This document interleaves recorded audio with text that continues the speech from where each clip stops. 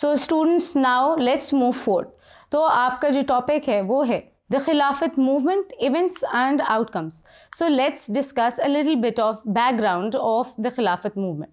तो world war one जो है वो 1914 से लेकर 1918 तक हुई, जिसके अंदर ब्रिटिश और उसके एलाइज जो हैं they were on the victory in the world war one. उससे हुआ ये कि जो एलाइज का बिहेवियर था during the war, it was a kind of very arrogant kind of behaviour, जिससे मुस्लिम्स जो हैं वो बहुत ज़्यादा इनसिक्योर हो गए because of their future designs. Muslims को दे वर एक्चुअली अफ्रेड कि जो ब्रिटेन के एलाइज हैं वो कहीं टर्किश एम्पायर, इनके जो टर्किश सल्तनत है उसको टेक ओवर ना कर लें, और उसकी वजह से they might actually take over the holy Muslim shrines, और जो उनकी रिलीजियस प्लेसेस हैं टर्किश एम्पायर की वो उनके ऊपर काबू कर लेंगे। तो Muslims were in a state of threat from those allies. तो उन्होंने अपना एंगर शो किया and they were lot of unrest among the Indian Muslims, और उन्होंने एक कंट्री वाइड मूवमेंट जो है वो स्टार्ट की।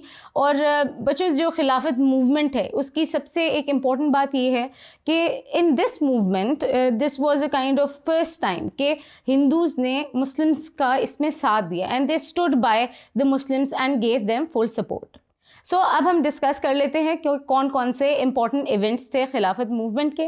Number one is establishment of Khilafat committee, and in order to organise a mass movement and launch an opinion forming campaign, a committee was basically formed on November 23, 1919, जिसका नाम रखा गया the all India Khilafat committee. उसके बाद number 2 पे आता है Hindu Muslim unity and non cooperation. तो जैसा कि मैंने आप लोगों को अभी बताया कि दिस वाज अ मूवमेंट जिसके अंदर हिंदुओं ने मुसलमानों के शाना बशाना रह के सारी की सारी मूवमेंट्स की। और in the year 1919 Indian national Congress ने ये डिसाइड किया कि वो खिलाफत के इशू पे मुसलमानों का साथ देंगे, और गांधी ने सारा का सारा इस पूरे प्रोसेस, इस मूवमेंट का, नॉन कोऑपरेशन मूवमेंट का, गांधी ने एक रोड मैप दिया and he devised a plan to यानी कि इस प्रोग्राम को चलाने के लिए, नॉन कोऑपरेशन मूवमेंट को किस तरह लेके चलना है, तो गांधी ने इसका पूरा रोड मैप बनाया। नेक्स्ट आता है आपका खिलाफत डेलीगेशन। सो इन 1920 एक delegation that was basically headed by मौलाना मोहम्मद अली जौहर, वो लंदन के लिए गए और उन्होंने ब्रिटिश गवर्नमेंट के साथ उन लोगों ने ये डिसाइड किया कि they will talk about the concerns with the British government. लेकिन unfortunately the British government refuse to give an ear. तो इसका फ़ायदा ये हुआ इस डेलीगेशन का कि जो आम लोग थे, their opinions were actually spread all across the general public.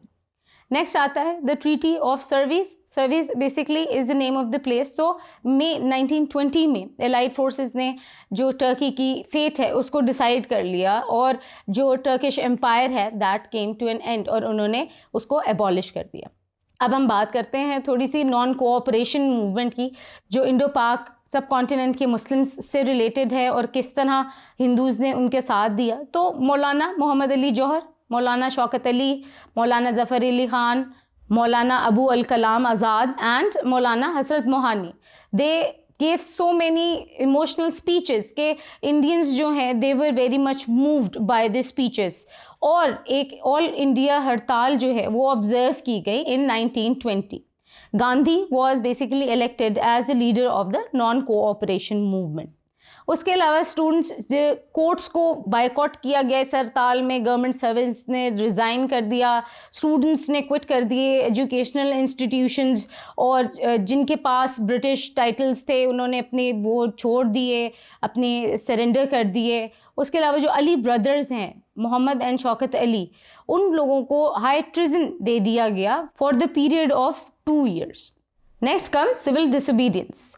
तो इन 1921 लोगों को कहा गया, दे वाज बेसिकली एक कॉल की गई कि वो जो है लॉज ब्रेक करें, अपने टैक्सेस पे ना करें। It was a kind of protest which they wanted to show to the government. तो इसके रिजल्ट में क्या हुआ कि तकरीबन 30,000 people were given the court arrest. Next comes Moplah uprising.